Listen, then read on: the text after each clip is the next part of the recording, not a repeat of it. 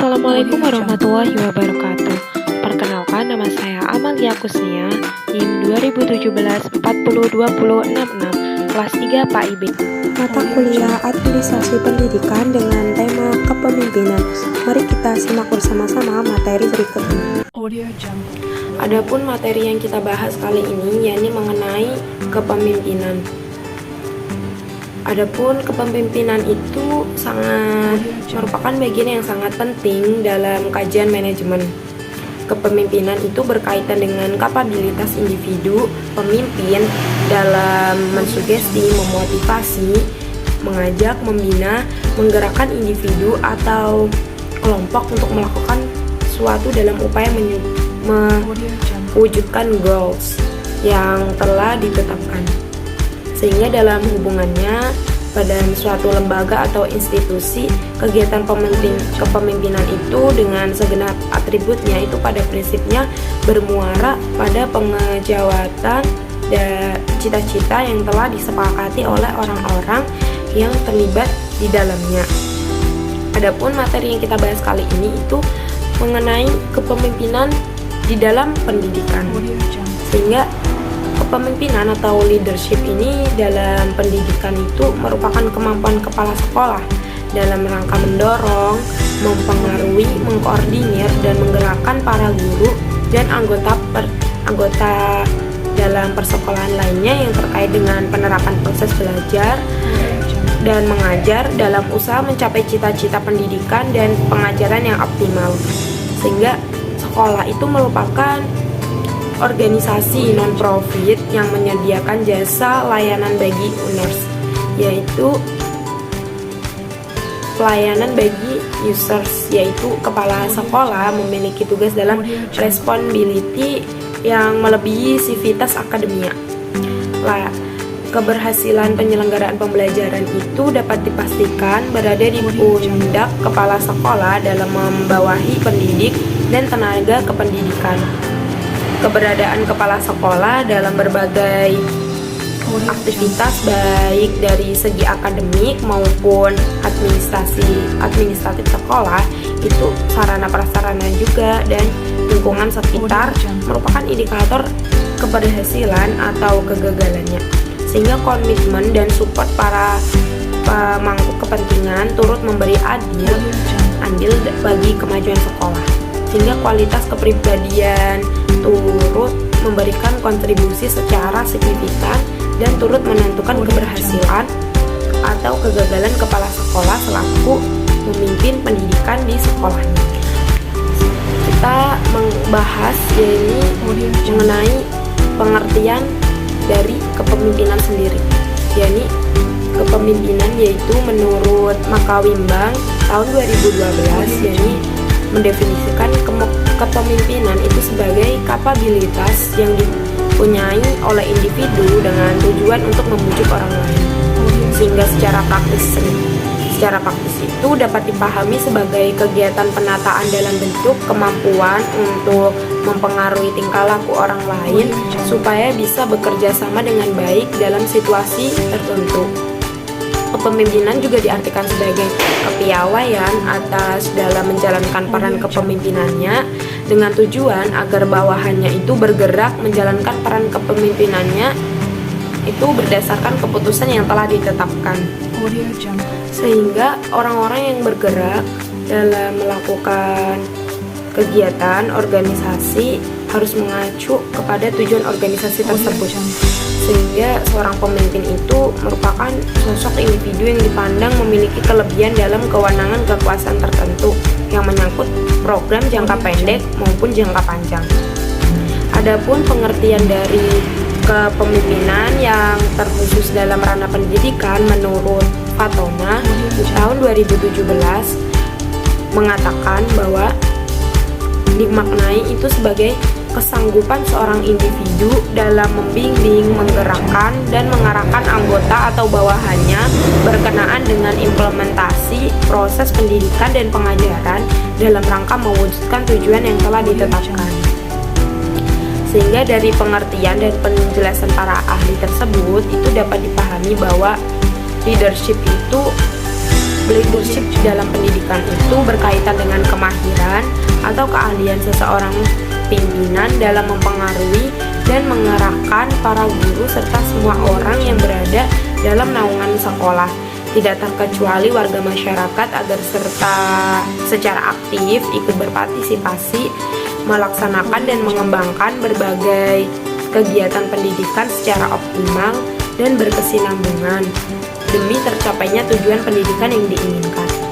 Adapun fungsi kepemimpinan pendidikan menurut Dipdiknas Dirjen Pendidikan Dasar dan Menengah tahun 2000, yakni fungsi kepemimpinan pendidikan itu diklasifikasikan menjadi 7, yakni yang pertama, fungsi edukator, yakni kepala sekolah menjalankan fungsi kepemimpinannya dalam hal-hal prestasi yang dimiliki para guru, kemampuan dalam membimbing tenaga pendidik, kemampuan dalam membimbing karyawan, membimbing peserta didik, mengembangkan staf, kemampuan dalam belajar serta mengikuti perkembangan ilmu, pengetahuan, dan teknologi, kemampuan memberi contoh dalam mengajar. Yang kedua ini fungsi manajer, yakni meliputi kemampuan menyusun program, kemampuan dalam menyusun organisasi yang kepegawaian, menggerakkan staf, kemampuan dalam mengoptimalkan daya institusi pada lembaga pendidikan yang ditempati. Fungsi administrator, yakni meliputi kemampuan dalam mengelola segala administrasi yang menyangkut proses belajar mengajar, kemampuan mengelola bimbingan dan konseling, kesiswaan, ketenaga kerjaan, keuangan, sarana dan prasarana, mengelola administrasi persuratan. Fungsi superior, ini bermakna kepala sekolah itu bertindak sebagai manajer. Fungsi leader bermakna sebagai kepala sekolah menjalankan tugas dan tanggung jawabnya. Ini sebagai inovator dan motivator. Terakhir yaitu fungsi inovator dan motivator. Pada fungsi ini, kepala sekolah itu menjalankan tugas dan tanggung jawabnya sebagai leader. Adapun menurut Rohmat, tahun 2016 menyederhanakan ketujuh fungsi kepemimpinan pendidikan, yakni menjadi 2 fungsi utama, yakni yang pertama fungsi manajer, yang kedua yakni leader. Adapun yang pertama, manajer ini mencakup di dalam tugas fungsi administrator dan superior atau penyedia dengan tugas dan tanggung jawab, yakni yang pertama planning atau perencanaan. Itu mencakup kemampuan menentukan tujuan organisasi, kemampuan merumuskan program institusi pendidikan, kemampuan menyusun strategi pengembangan, kemampuan menentukan standarisasi pencapaian tujuan. Yang kedua yakni organizing atau pengorganisasian. Itu mencakup kemampuan menghimpun dan mengkoordinasi SDM, kemampuan menghimpun dan mengkoordinasi sumber-sumber material institusi pendidikan, menghimpun, menentukan sumber daya yang dibutuhkan institusi pendidikan, kemampuan menentukan kegiatan yang dibutuhkan untuk mencapai tujuan, kemampuan untuk mengembangkan organisasi atau institusi kependidikan, kemampuan penugasan dan tanggung jawab kepada tenaga pendidik dan staf administrasi. Adapun yang ketiga yakni staffing atau penyusunan personalia, yaitu mencakup kemampuan penentuan kebutuhan SDM, kemampuan mengadakan rekrutmen, kemampuan mengadakan sampai selesai, kemampuan mengadakan pelatihan dan pengembangan SDM, kemampuan mengadakan orientasi pada tenaga pendidik dan staf administrasi. Yang keempat yakni leading, yakni pengarahan, mencakup kemampuan menyusun job description, kemampuan untuk menempatkan para bawahan pada SDM yang tepat, kemampuan untuk membangkitkan semangat kerja, kemampuan untuk memberikan arahan bagi para tenaga pendidik dan staf administrasi. Yang kelima yakni controlling atau pengawasan, mencakup aspek-aspek kemampuan untuk penilaian kinerja bawahan, kemampuan untuk mengidentifikasi kasus-kasus penyimpangan, kemampuan mengadakan strategi untuk mengadakan perubahan, kemampuan menyusun strategi untuk kontrol terhadap proses pencapaian tujuan. Yang kedua yakni fungsi leader, mencakup di dalamnya itu fungsi sebagai inovator dan motivator. Adapun menurut Kamdhani tahun 2014 mengemukakan fungsi utama pemimpin pendidikan sebagai berikut, yakni yang pertama, mampu menciptakan suasana kerja sama dan persaudaraan yang baik sehingga pekerja yang dijalani terasa mudah. Yang kedua, mampu mengorganisir bawahan sehingga tujuan dapat tercapai. Yang ketiga, mampu membuat prosedur kerja untuk kelompok dengan melihat lingkungan sekitar sehingga dapat memilih prosedur yang lebih efektif dan efisien. Yang ketiga, yakni bertanggung jawab dalam menangani kasus bersama kelompok dan adil dalam memimpin kelompok. Dan seiring dengan disampaikannya Kamdhani, Wahjo Sumijo tahun 2002 juga mengemukakan kepemimpinan pendidikan yakni sebagai berikut. Yang pertama, bertanggung jawab agar para tenaga pendidik, staf administrasi, dan siswa menyadari tujuan institusi pendidikan yang telah ditetapkan. Yang kedua, yakni bertanggung jawab untuk menyediakan segala dukungan, peralatan, fasilitas, berbagai peraturan, dan suasana yang mendukung kegiatan. Yang ketiga, yakni memahami motivasi setiap tenaga pendidik, staf administrasi, dan siswa, mengapa mereka bersikap dan berperilaku baik yang bersifat positif maupun reaksi yang tidak mendukung. Yang keempat, yakni sumber inspirasi bawahan. Yang kelima, yakni keseimbangan antara tenaga pendidik, staf administrasi, dan siswa serta kepentingan masyarakat pihak lain. Yang keenam, yakni menyadari bahwa esensi kepemimpinan adalah kepengikutan atau the followership, yang artinya kepemimpinan itu tidak akan terjadi apabila tidak didukung pengikut.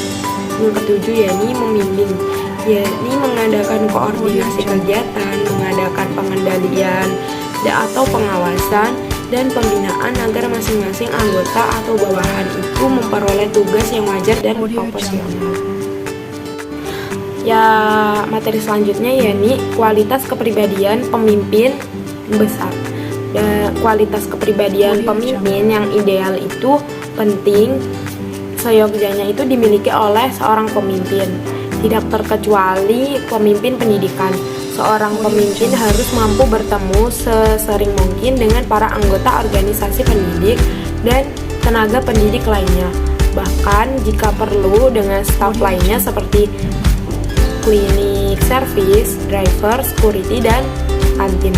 Pertemuan yang dimaksud itu tidak harus selalu secara formal coffee morning, tapi dapat melalui percakapan ringan yang bermakna. Seorang pemimpin juga harus mampu merangkul anggota atau bawahannya dari semua ini tanpa membedakan fungsi dan posisi masing-masing.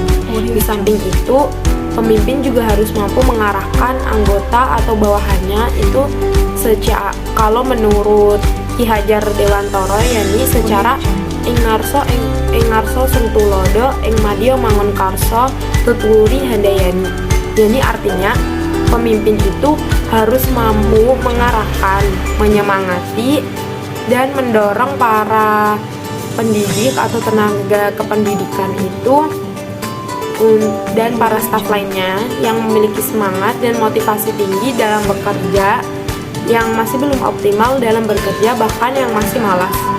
Terakhir, yakni seorang pemimpin itu tidak diharapkan untuk overconfidence, atau dalam melakoni kepemimpinannya, overconfidence ini dapat menjerumuskan pemimpin kepada perilaku yang lalai atau lengah, sehingga lalai dan lengah ini pemimpin karena overconfidence tersebut akan berakibat pada gagalnya rencana yang telah disusun matang dan dapat berujung pada tujuan yang tidak sesuai dengan yang diharapkan atau ditargetkan.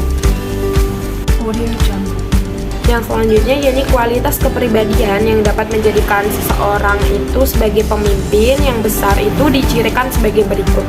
Yang pertama yakni fokus pada apa yang dilakukan.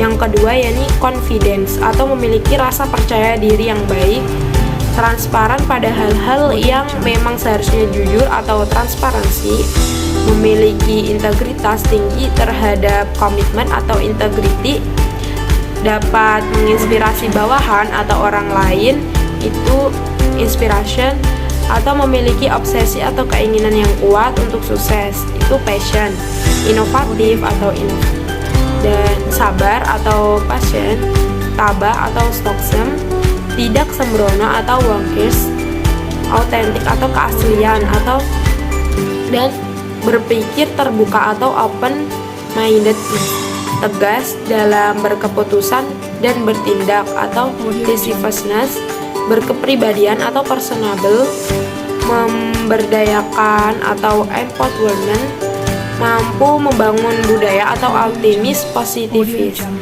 murah hati atau generosity, gigih atau ulet atau percentage, memiliki wawasan yang luas atau insightfulness, mampu berkomunikasi dengan baik dengan bawahan dan orang lain atau communication, dapat dipertanggungjawabkan atau accountability, dan resah ketika bawahan memiliki masalah dan tidak mampu mereka selesaikan atau resolveness.